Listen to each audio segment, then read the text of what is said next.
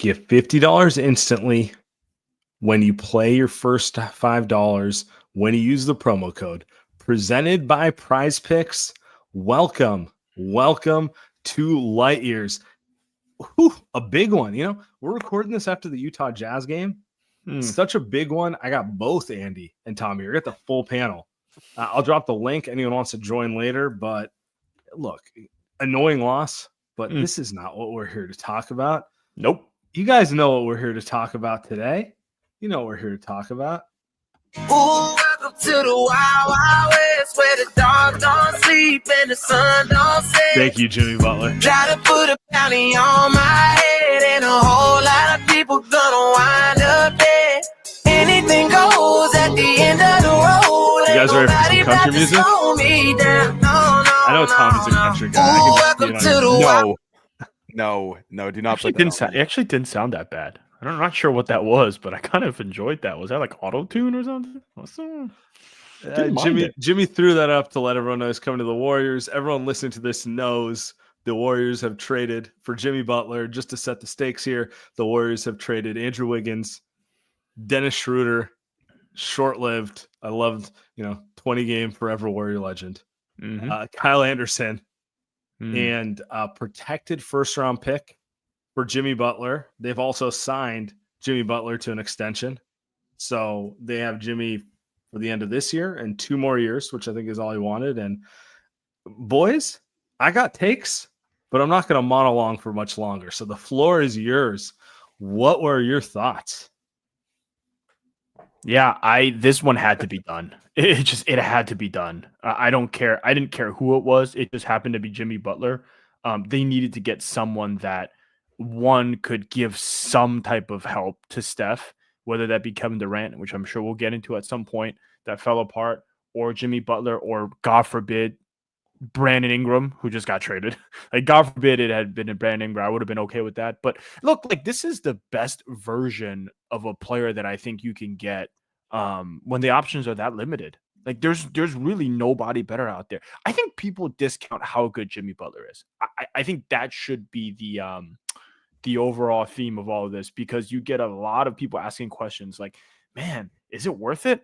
Trust me, dude, if Jimmy Butler's happy, it's fucking worth it. This guy dragged an 8-seed Miami Heat team with Duncan Robinson as the starting shooting guard to the fucking NBA Finals twice and lost to LeBron and AD and lost to Nikola Jokic. Trust me, he's really, really, really good when he cares, which I imagine he does. Yeah, you're not getting a player without certain flaws for that price. I'll just put it that way. We've talked about it a little bit before, but a motivated Jimmy, I think, should be a scary thing. I don't want to say for the rest of the league, 'cause right now the Warriors are an 11 seed and just lost to the Jazz.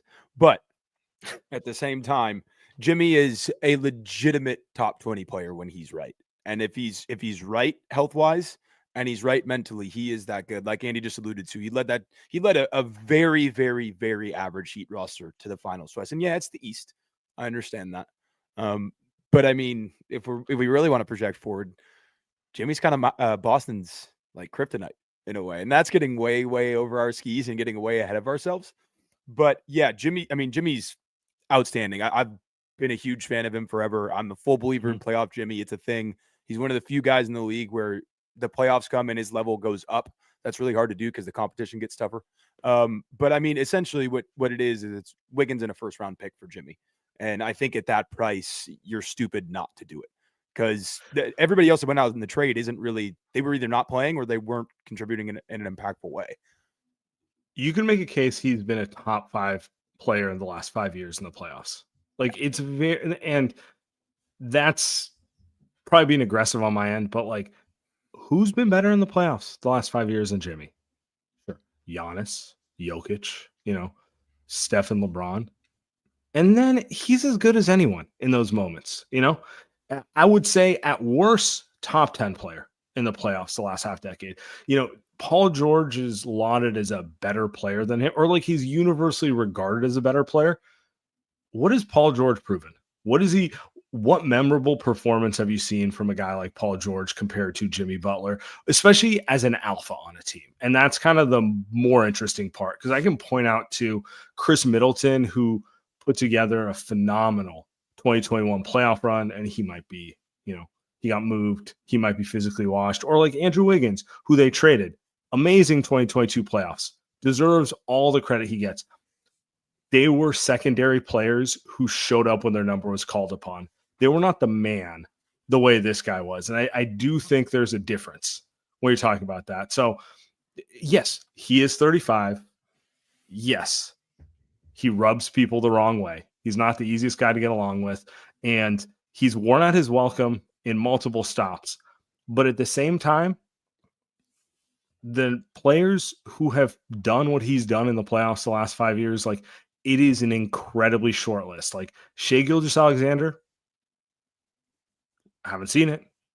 I don't think Jason Tatum, even with his championship, has played better than Jimmy Butler in the playoffs. No, he hasn't. No. Yeah. Jimmy's a very good a 1A player, alpha player, right? Like he's not the top of the top, but he's very good. He's not going to be that guy for the Warriors. Like he's the secondary guy. Think of it that way. Wiggins, and I think we'll get to Wiggins at some point, give him some love, but like Wiggins is a tier 3 guy, right? That played as a great tier 2 guy in 2022. That's the easiest way to think about this. Jimmy Butler is a tier 1 guy. Now you can argue he's not as good as the great tier 1s because he's not an MVP, but that's what Steph is for. So now you put both of those guys together.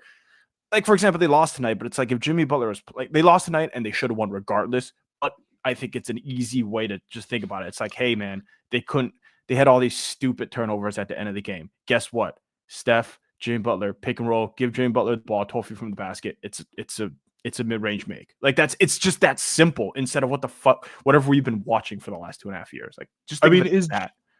Is the 35-year-old version of Jimmy Butler, and like, let's be real, we're somewhat guessing how good he is right now because this year has been mostly, feuding with the front office. Like people saying he's washed. I don't know how you can say he's washed.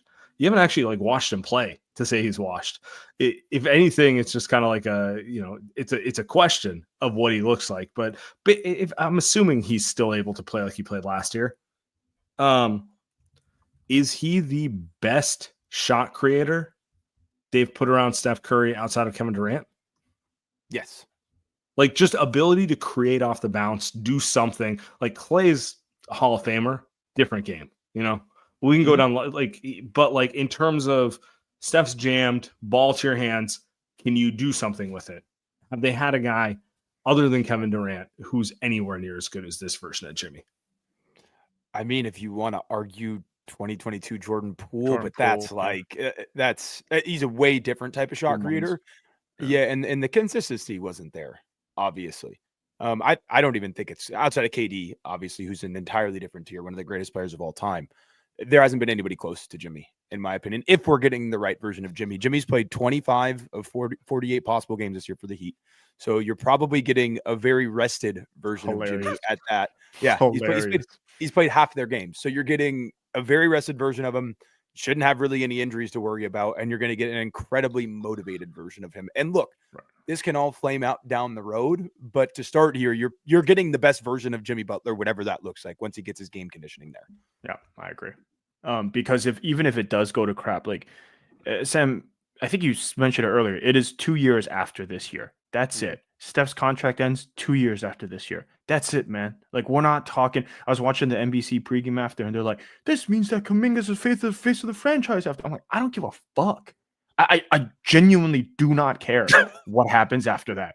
Like, it will be here. I hope he is. I hope in the next 2.5 years he develops to become that, Sure. But what I care about right now is that the Warriors make the postseason this season and give us a playoff round. And then next season, you retool even more. No, and maybe they give us more. I don't know. I'm setting the expectations low, but like, because it's hard right now with only 50 games in. But it's like, that's what I'm asking for. Make it so these games mean something. Or we watch the games like what we watched tonight, and the games are just the same old games. How many times do we watch the game tonight? We're not going to get that anymore. It's going to be different with Jimmy Butler. To Tommy's point, I think it could be bad 2 years from now, but that's 2 years from now. It's gonna be bad at the end. I'm gonna be honest with you. I've made amends with it. We know who he is. He's not young. He's 35. Every team he's gone to has gotten immediate injection because he is that good. Like, if you want to talk advanced stats, he's top 10 in every impact metric for the last decade.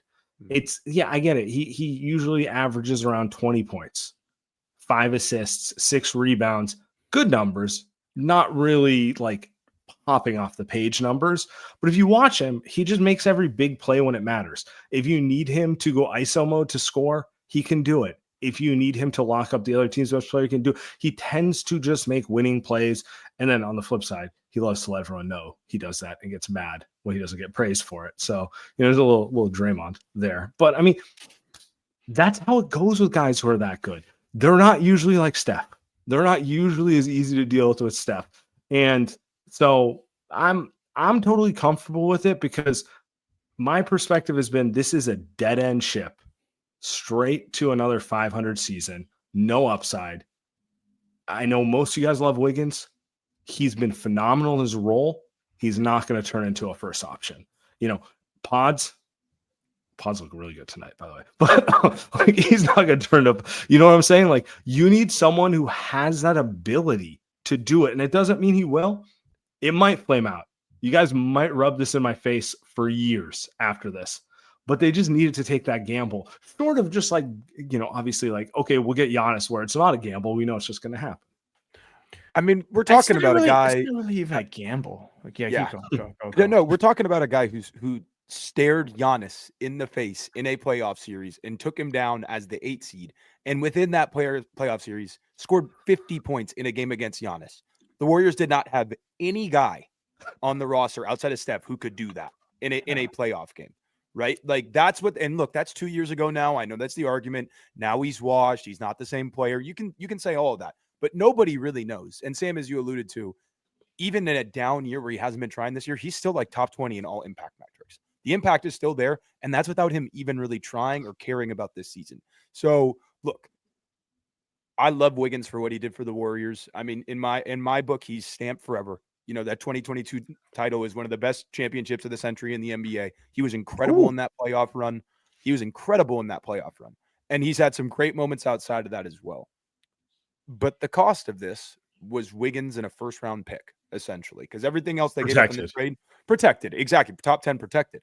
So everything else they gave up in the trade either wasn't playing well, Dennis Schroeder, or they weren't playing, Lindy Waters and Slow-Mo. So you're telling me you can get a top 20-ish player for a top 70 guy, and it costs a protected first-round pick? You have to do that every time. It's not even a question.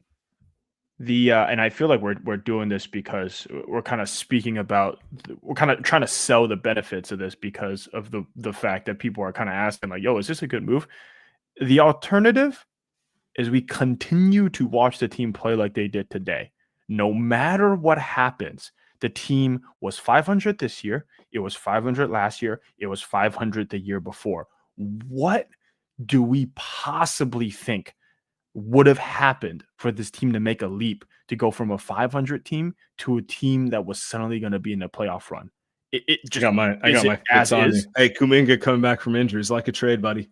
Exactly. Like, what are we talking about? What is going on?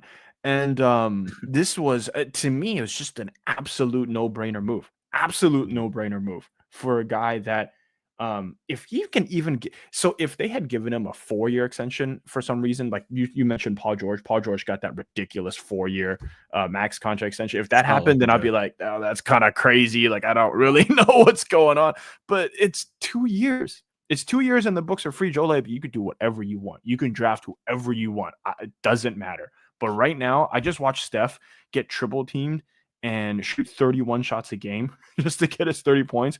Can we get a guy next to him that can also score 30 points? Because that'll be the first one since KD was on this team. So absolute no-brainer.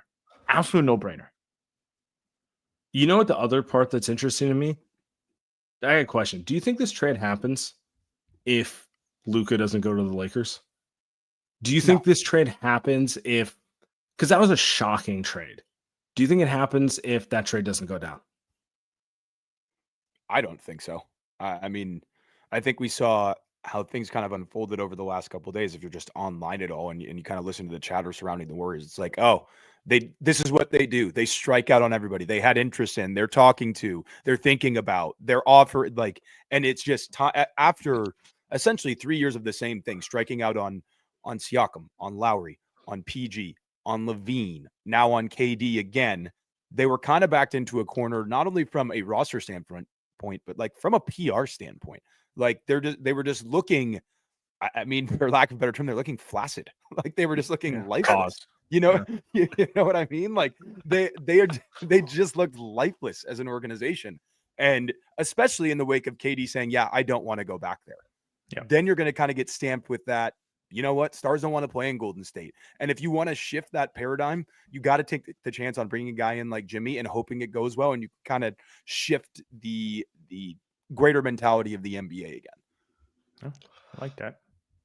I think the part that sticks out to me is the last 2 years, all they've done is publicly project calmness. Oh, we know what we're doing. We're not going to make a bad deal.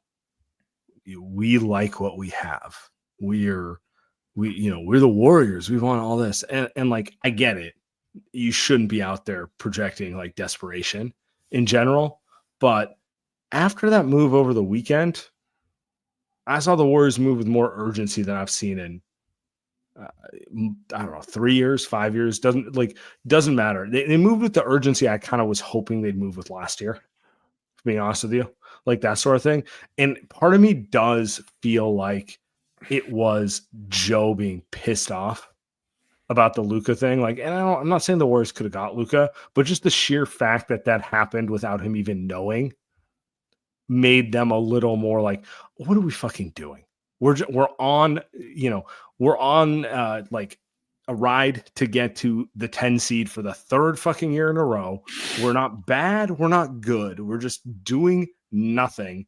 And everyone's got their own little agenda. The coaching staff wants all his kumbaya players who don't rock the boat. And the front office is trying to only hit home runs. They don't want to like take any risks, only perfect moves at all times. And I do get the feeling that this was kind of a enough of making good the enemy of great. I'm going to throw it out there. There's a very realistic chance this move fails. There's a very realistic chance it does.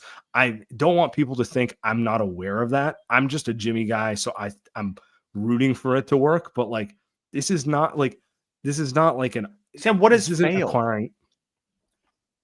What is fail? This sure, they were already failing. They're already failing. This move is not going to fail because they've already failed. And that to your point, what they were doing was already failing, and that's why Lakers blew a gasket when you watch the Los Angeles Lakers execute a 2 timeline plan that is, I think, better than his. I mean, yeah, and the Warriors could never, because Luka Doncic is absurdly good.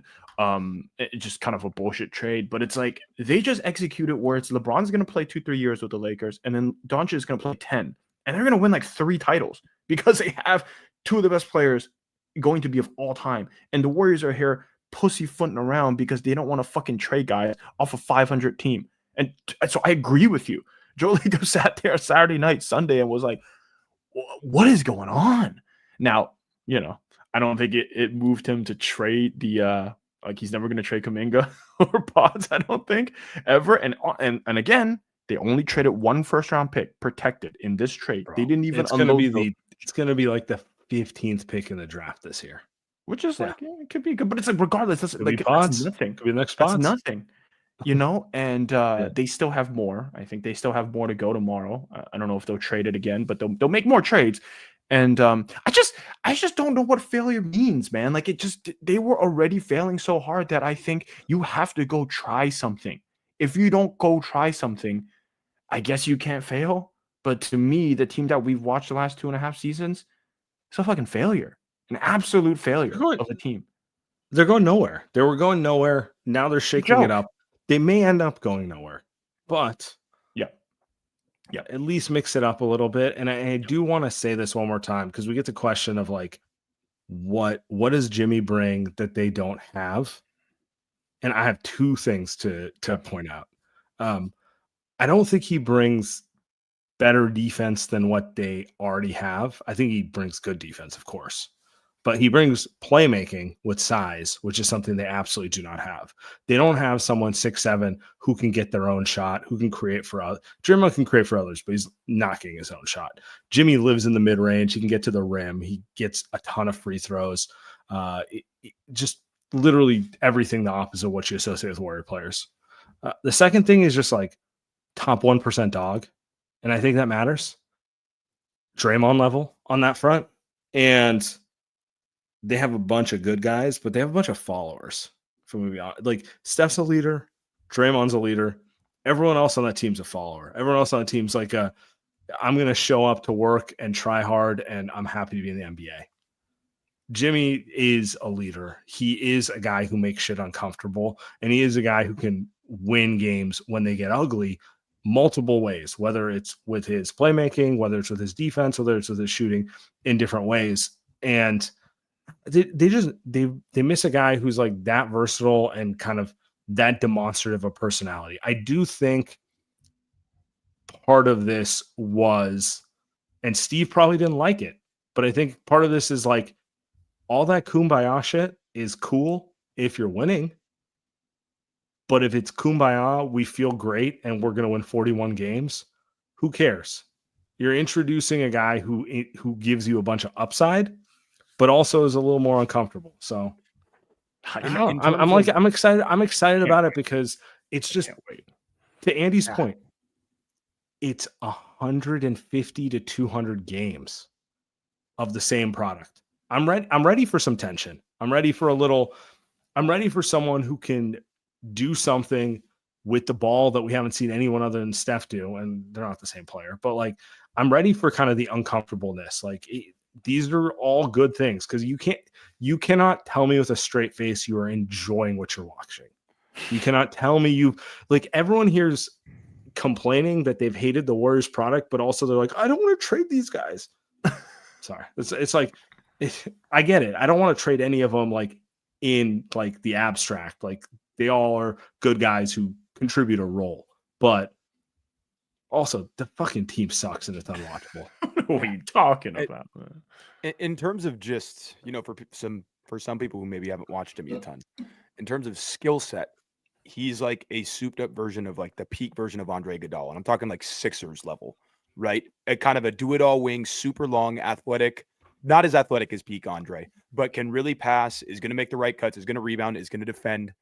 And personality-wise, he's kind of like Andre too. He's kind of an asshole. And as you're alluding to, Sam, like no, not kind of. He is. Absolutely. And they need more guys like that. And this is also the proper way to help your second timeline. You want Moses Moody to look better? Bring in a guy like Jimmy Butler because he's going to get him wide open shots. You want Jonathan Kuminga to look better? Bring in a guy like Jimmy Butler because Jimmy's foot is going to be up Kuminga's ass if he's not playing hard, if he's not doing the right things. Jimmy's a lot of things, but if you're not playing hard and you're not giving effort, he's going to get on you in the same way that Draymond will. And there's been too much floating by too many of the young guys at too many points. And that's not going to happen anymore with a guy like Jimmy in the building. I hadn't thought about that. That's a good point. We haven't talked about the Draymond Jimmy partnership. Can we call it a partnership? Can we call it a relationship? Because I cannot wait. Might be my favorite like subplot of this whole thing. I get it, helps Steph and whatever, but those are two guys. If you could mic up, if you could put stuff in the court that you can hear, I would pay a lot of money just to hear what those two dudes say. Draymond on defense, Jimmy on offense, because once they're done fighting the other team, they're gonna fight each other, and it'll be amazing. It'll just be maybe that's when like I just want entertainment, man. I want to be entertained. This team is not entertaining. Those two guys, that's a great product. I'm ready for them to prove me right. I'll put it that way. I still believe in both of them as actual when the chips are down and when it's winning time, they can actually perform. Like there are more skilled players than both of them. There are guys who, in a January game are going to put up better highlights than those guys. You're betting heavily on when the games matter and it gets ugly. These guys have the know-how and they'll be able to pull it off. So I'm excited to see it. And honestly, I want to say this. I don't know how involved Mike Dunleavy is in this, but at this point, his biggest moves with the Warriors are the Chris Paul trade and the Jimmy Butler trade, which actually, now they say it out loud, that's not a compliment to him. It's a lot, but like you can say, I get the feeling he's a guy who values winning intangibles probably more than most of it. Like those are guys who, Well, those are moves I think are. I don't think it was okay. Maybe I'm reaching. All right, I'm done. Yeah. Maybe we should go to commercial break. Let's do that. Let Yours podcast. We are brought to you by. We'll talk more Mike Dunleavy after this. 5-team trade. I didn't know that was possible. Let Yours podcast. We're brought to you by PrizePicks. Run your game all season long on PrizePicks. PrizePicks, best place to get real money sports action with over 10 million members and billions of dollars in awarded winnings. PrizePicks has made daily fantasy sports accessible for all. Listen, dude, everyone's ready for Sunday. We got Super Bowl Sunday. Patrick Mahomes, Philadelphia Eagles, big game free pick. You get Patrick Mahomes projection discount. Patrick Mahomes only needs to throw 1 yard, you win. If you're correct on at least one more stat projection, you can win real cash. Don't miss out on the last football game of the season with PrizePicks, the best place to win cash. Download the app today. Use code LightYears. Get $50 instantly after you play your first $5 lineup. That's $50 instantly when you play your first $5 lineup. PrizePicks, run your game. Guys, I'll keep it quick. Our friends over at Body Spec got the best deal for you. So you try to start your fitness journey. Most important thing is to figure out the state of your body. And standing on a scale is not going to get it done. You want to get that full scan. You want to get a DEXA scan. A DEXA scan is a really accurate way, figure out your body fat percentage, lean muscle mass, visceral body fat, the fat around your organs, basically the stuff that actually lets you know what's going on inside of your body instead of staying on a scale and be like, oh, 202 pounds. Is that good? Is that bad? I don't know. That sort of thing. And the thing that's awesome about Body Spec is they've made it affordable. So, pro athletes have been doing DEXA scans for years. But for you, for Tommy, for Andy, this shit's expensive. It's like $300. Go get a DEXA scan. You got to take time out of your day. You probably got to drive an hour to get it done. Everything's difficult with that. Doesn't make sense. With the code LightYears45, you can get a DEXA scan for only $45. Basically a copay. And much better, they got mobile vans that will come to you in the Bay Area. So go bodyspec.com, use the code LightYears45, sign up, get the van to come out to you, literally 15 minutes, maybe 18 out of your day. Get it done. Figure out where your body's at. Start that fitness journey. Start looking ripped like Andy. You'll be good to go. That's the way to go. Bodyspec.com, LightYears45. Wow. I'm becoming a freestyler on these reads here. Wow. Locked in, baby. I got another question for you. Do you think so? I want to run through this. Jimmy to the Warriors. We went through the range. I don't even feel like talking about KD, to be honest with you. Okay. We came back to this. Do you think Steph and Draymond wanted Jimmy Butler? Yes. 100%. Because we got the leaks earlier in the week that said Steph, and I'll talk about Kerr next, but Steph and Kerr had reservations. I think Steve did. I think Steve absolutely did. I can take that to the bank. But I think Steph is more malleable. Maybe Steph is probably sitting there and saying like, I don't know. He's kind of a diva, which he is. He's not kind of a diva. He is a diva. But I think you can convince Steph. Yeah, but whatever. Well, you get to be a diva when you're that good, though. It's kind of how it goes. You can't be a diva when you're not good. But I think Steph, you can convince him to say like, hey, Steph, brother, do you see yourself on film right now getting guarded by 4 guys? There's not much out there. If we can't get Kevin Durant, this is the guy. I think they probably worked on Steph and convinced him. Steve Kerr, we'll get to him. But yeah, I think they were in. What about Draymond? Or how much weight do you even think Draymond has in this decision? Because like the conversation is always like the key stakeholder. I can't say it for the straight face. The key stakeholders. Look at their fucking tech startup. And like to me, the innuendo is always like it's the Lakers, it's Kerr, it's Steph and Draymond. Fifth on the pecking order is the GM, but like that's what they mean by it. What do you think Draymond thought? Do you think he even weighs into this? Well, one, I think Steph probably went along with, when the report came out that Steph and Steve had reservations. I don't think Steph is going to leave his guy Steve out to dry. I'll throw my name into that too. Sure, I have reservations too, Steve. Whatever. He doesn't want the report to just be about Steve. And Steph, I think Steph, what a leader. He's like incredible leader. Yeah. He doesn't give a shit. And I think Steph really has, kind of what Andy alluded to. Steph has faith in his ability to relate to anybody. You know what I mean? To get along with anyone, to make it work with anyone, as long as they're willing to come in and do the right things. Draymond, I mean, we've seen Draymond over the last couple of weeks talking about trades openly. Oh, it's hard to get a player like that because you have to move a bunch of salary. It's really difficult to make big deals. And some of that I think a lot of that was trying to protect his own ass here and making sure he didn't get traded.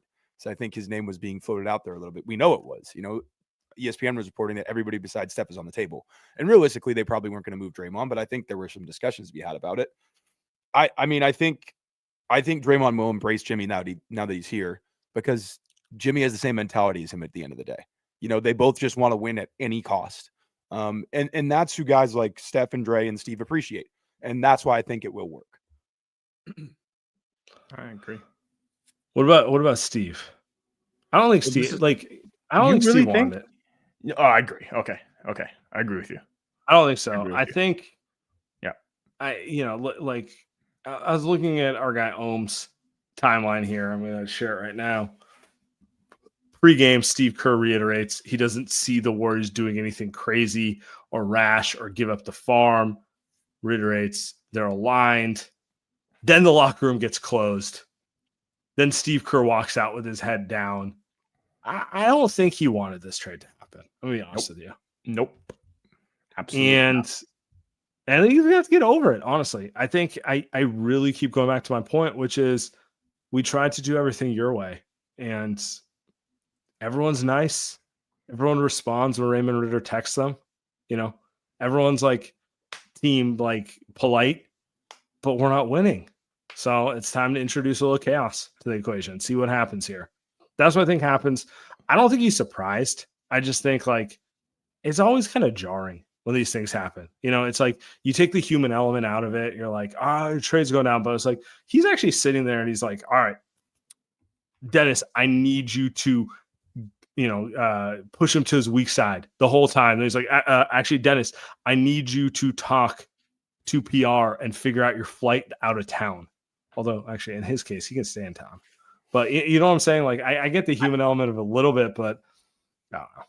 What are the odds that Steve cried in the locker room talking to the guys? Genuine tears too, minus 5,000. I just there's not high enough odds. Hey Steve, I assure you, Dennis Schroeder will be fine. I think he's made over $100 million in the league. I get it. It's hard for the family and all that, but I think he'll be fine. He'll be all right.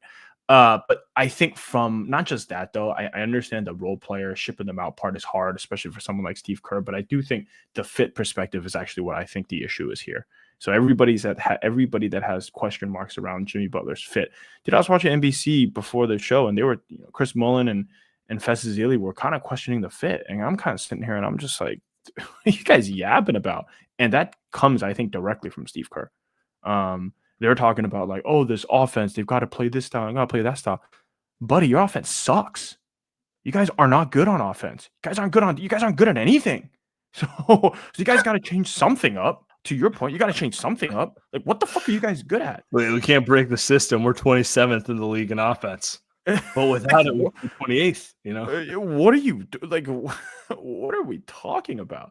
But I do think that's what regardless of that fact, I think that's what Steve is probably going to say. Hey, Jimmy wants to play his style of basketball, and I don't know. That'll be question marks around how it could fit. It goes back. I think that's why Steve wouldn't like it. But end of the day, it's look, the guy's getting paid $60 million. He gets paid more than Steph, I think.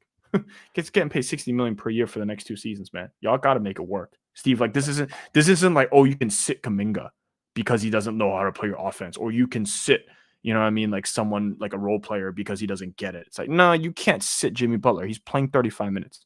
Y'all go figure it out. I kind of respect Dunleavy and Joe Lacob for like doing that if that's the case. And I think that was kind of the case. I don't think Steve was like, get in here, we gotta go trade Jimmy Butler.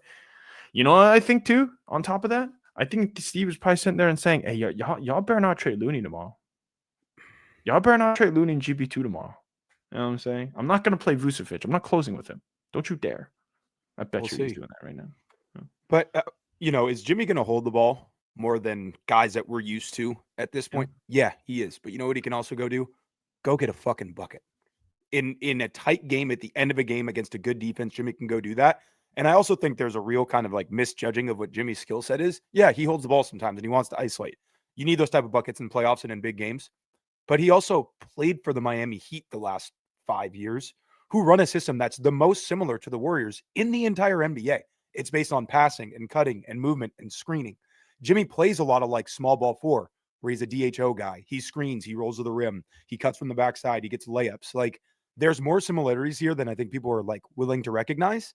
And I'm not worried about the fit, honestly, offensively. I think he's going to fit great as long as there's enough shooting around him. Yeah. And so that's the next question I have for you guys. Do you think there's another move to be had? We're running the risk of people listening to this, and the deadline might pass before you listen to this. So entertain us. But do you think there's another move to be had? Because my first thought when I look at this is I love Jimmy next to Steph. Jimmy, Steph, and Draymond. It can work on offense, but you got to have the right two guys around him, because him and Draymond are both kind of like non-shooters. And I wonder if they're out there looking for that front court shooter to make this whole thing work. You tell me, Sam. Sam sources. Did they got some? Cooking? Oh, okay. So I'll put it on record. I think they are looking for that guy. Yeah. I think Bobby Portis coming home. No, Bobby Portis would be a really good fit, but he would be a really good fit. In theory, you're hoping for. I understand. You're hoping for someone a little better, but I don't like who's better than Bobby. I like Bobby Portis is. I mean, I'm not a Bobby Portis guy, but like you put Bobby Portis at the 5 next to Draymond and some of those lineups with Jimmy, it's like it is kind of like it's kind of nice. You get enough defense, you got offense. They have to make a move. You just have to make a move. I don't think they have a choice. Just please don't ask Bobby Portis to make decisions in motion offense. That's all I ask. But I just got trigger warning. I just got shook. I just saw Bobby Portis get the ball. I can see how it's going in your. I can see how it's going in your mind. In your mind, you're like, all right, we're gonna let Jimmy hold the ball, make decisions, but kick out, Bobby can hit a shot. Cutting, Bobby can hit a shot. And what's really going to happen is Bobby's going to get DHOs while Jimmy's standing in the corner and his man's cheating off of him, and it's a mistake. Anyway, now I'm just being cynical. Yeah, don't do it. Why did you do that? I know. Now I'm pissed off. No, it's just pissed me off. Valanciunas would have been nice, but he's already gone to Sac. I think he kind of would have been a perfect fit, and he's lower cost than Vooch. What about Olenek? Usage? Olenek? I mean, is it Olenek or Olenek? Did he just get traded? Did he just get traded in that Ingram deal? I think he did. So that's off the table. Well, then he's definitely off the table. Yeah. I think 3 years ago, Olenek would have been great. Yeah, he just got traded. Yeah. He's a Toronto now. I mean, maybe he gets bought out. I don't know. I think he went to I think he was in. New Orleans. Yeah. I'm an idiot. Too many moving people. So really, you're down to like Portis or Vooch at this point, or Chris Boucher. Oh, yuck! No, thank you. That guy doesn't. You want to talk about a guy that does not fit Kerr's system? Chris Boucher. Absolutely never in a million years. I mean, you could look at a guy that just played tonight, John Collins. I'd be very intrigued by that. $26 million, so you'd have to pony up a little bit. Steve Kerr would hate him, but yeah. I can play above the rim. You can probably get a little bit more about him defensively. Can shoot the 3 ball. Has a little bit of an off the dribble game. But like I said, he cost $26 million. At that point, maybe you just go get Cam Johnson if you're looking in that price range. But I think both those options are probably off the table. So it's probably down to Vooch or Portis. And Portis rumors have been circling for what feels like a year plus now to the Warriors. So it feels like that's the move they'll make. And Portis is essentially like kind of a rich man's Mo Spates we're trying to make a comparison here, Yeah. just in terms of skill set. Not going to defend. Legend. Not going to, hang the jersey. But yeah, Bobby is not going to defend. But I guess you hope that Draymond and Jimmy can try to get him to defend. But yeah, you probably need that stretch 5 if you're not going to just roll with Quentin Post. I like the Cam Johnson one. That's a good. It's not a big, but like, it feels like they're not big gonna, enough. It's not for them. It's about to be Moses Moody at the 4. So does the price go down 4 to inches taller? The price go down to 1 first-round pick? Is that what it gets to? Because maybe the Warriors do that. I know they're asking for 2. I doubt it goes down to 2 second-round picks. But like Cam Johnson would be super fun. Now it's kind of like a perfect, like not a perfect 5. Perfect 5 would be title contention 5. But it's like now you're talking about like shooting, length, like pretty good wings out there. I still don't think you're big enough, but like that's pretty fun if you get Cam Johnson. I like that one, but I don't think that's realistic. The chat's telling me it's not realistic. I agree, but I think the issue with that is right now you need to add Kuminga salary-wise, and that is not happening. Yeah, it's not. No, definitely not for Cam Johnson. So it's Vooch. It's Vooch or Bobby. Yep. More or Right. less. We're probably forgetting someone, but I don't have it right now. We got a guy, A. Lau, who wants to all right, come up here. Let's go. Let's Let's get get some him in in here. here. Let's All smack right. him up. Hey, Fresh what up, fade. Fresh fade, dude. You should propose to your girl too. Did I see that on IG? No, man, I actually haven't been sleeping these past few days, man. I just made that up. I just called you out and made that up. But you feeling good though? Feeling good, Wow. man. I was just trolling him. I was just fucking with him. Got him in He's trouble. about to text me and say, "Hey, can you edit that out?" Nah. She don't listen to the show, man. She don't know about this copium that we do, man. I just tell her I'm doing therapy, but I'm actually on a podcast. I tell her this is better Same help. thing. This is better Same help. thing. Better help. This is actually better than better help, but man, what a fucking day, huh? You hyped?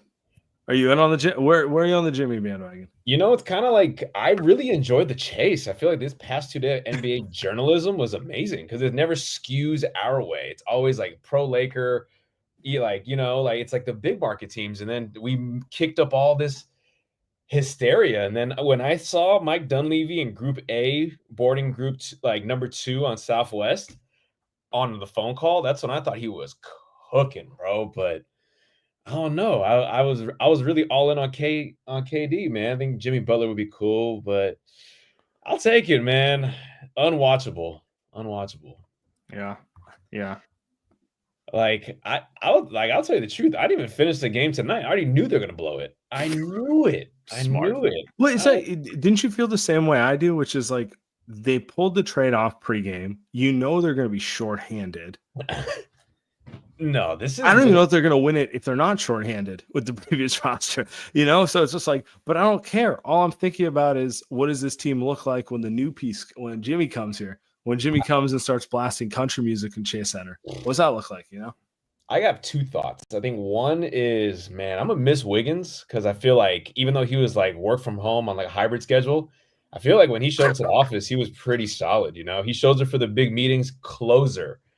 But I think that the second thing is like, damn, man, it's just I don't really know how to put it into. I don't really know how to put this into like words anymore. I think like we're only getting older, so it's like, fuck, man, Jimmy, please. I just need one. We need one more Steph chip. We ride off into the sunlight, and then we forget about all this. We might never watch Dubs basketball ever again. It's kind of like my relationship with the Niners right now. Like, man, it's tough, bro. Yeah. It gives you. I think it gives it a little juice. It gives it a little juice. I think not everyone gets free in your prime Hall of Famers. Get dropped off your front door like the Lakers. There's a third thought too, and I was like, damn, or like the man. Warriors that one time with KD. I think that's at least part of the issue with the Warriors was they lucked into Laker luck with Kevin Durant. And they're like, twice. They almost got it twice. This could be our new life now. This is how we're gonna.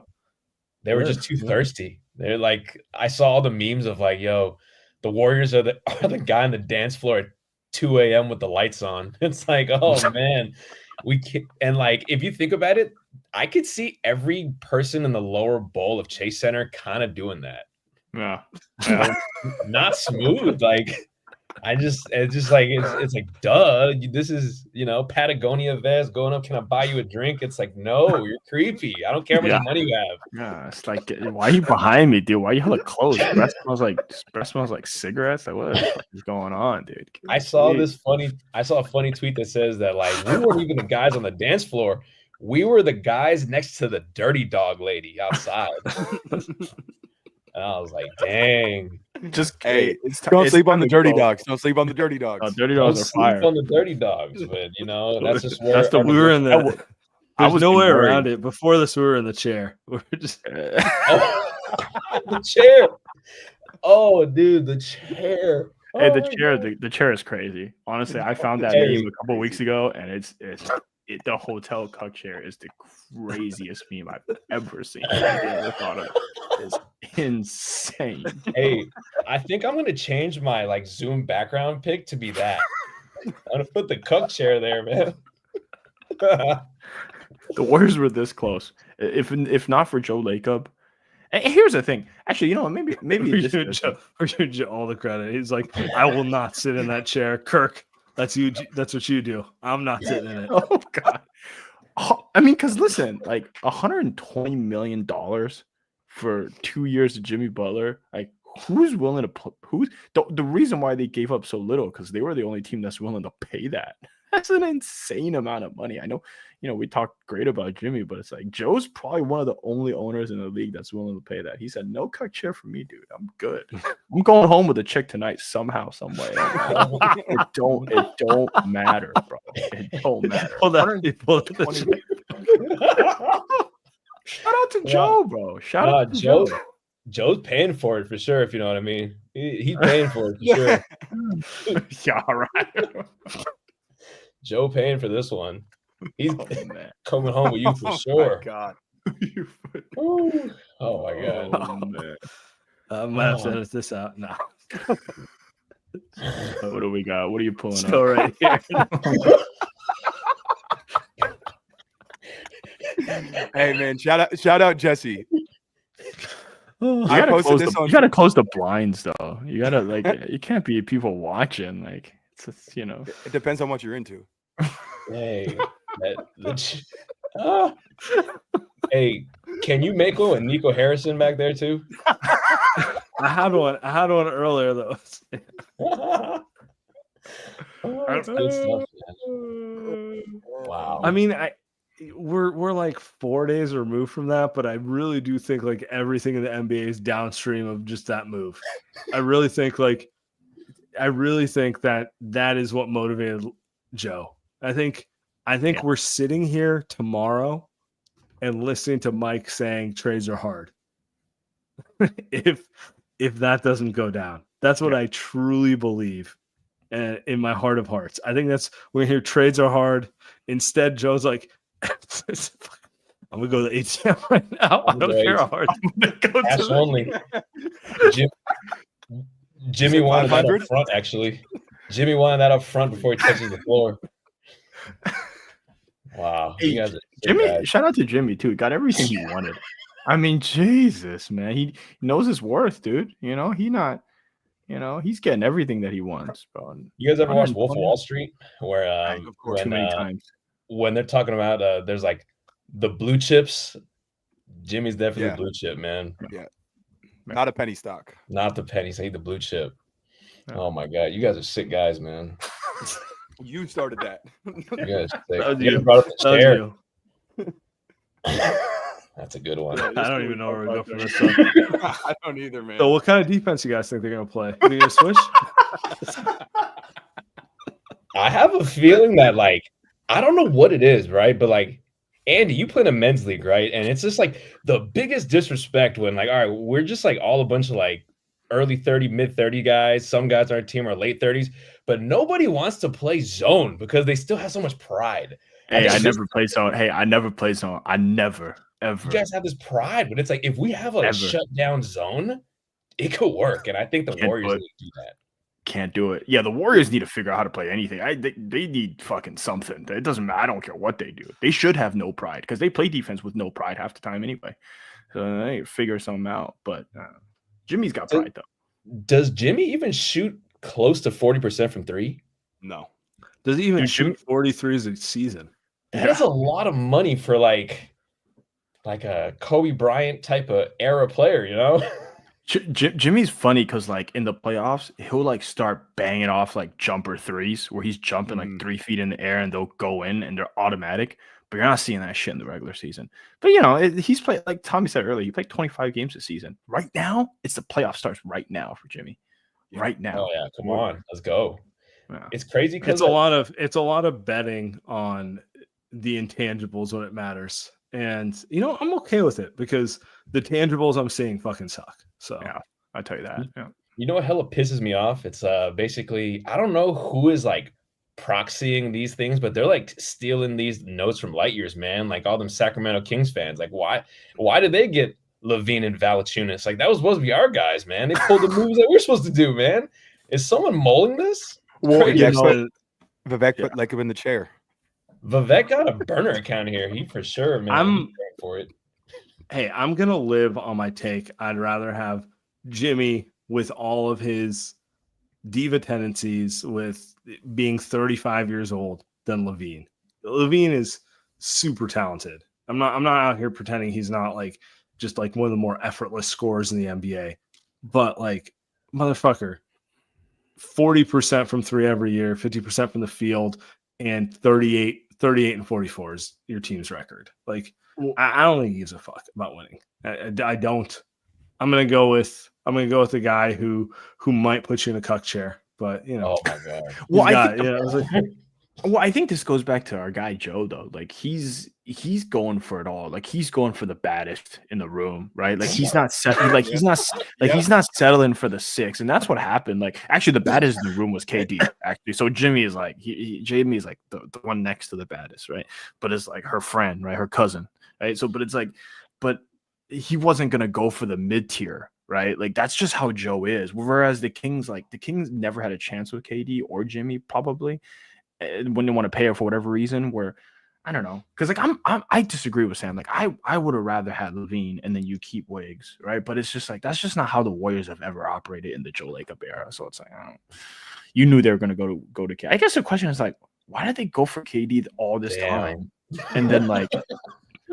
Like, look at this, bro. Like, why did they go so hard at KD? They should have known that he, wasn't down to go. Joe is not into this. Joe, No. Joe saw them trending this way, and he's like, "What's it called? Trending this way. I'm not doing this." The incel beard is insane too. Like this dude looks raggedy, bro. This I saw Paz come through with the beard today. I was like, what? But then he dropped 30, and I'm like, oh, yeah. Yeah, Pod's is killing it tonight. Beard works for Pods, man. Looking good. Golly. This is outrageous. The chair. You guys gotta like title this the chair. We do a episode. segment. Yeah, we gotta do that No. segment too. The Warriors sat in the chair. That's the The title. Warriors sat in the chair for 3 days and they said no. 120 million. For 3 years. Yeah, facts. Yeah. Joe got to feel what it was like. He's like, I'm not doing Never this. again. Never again. I'm not. I don't care. I We do gotta not make that a care. merch item. We gotta sell a chair, a light years chair. Who should we get? What chair company should we get to sponsor with us? What am I sitting on? This thing's expensive. Herman Miller? Is that what I'm sitting on? No, Dang, my bad. Okay. dropping names. I actually just made that. I just made that up. Shout out to Herman Miller. Is he a good 3-and-D player? We need a Herman Miller. Yeah, we need tomorrow. Appreciate everyone. Hit All right, subscribe. Right.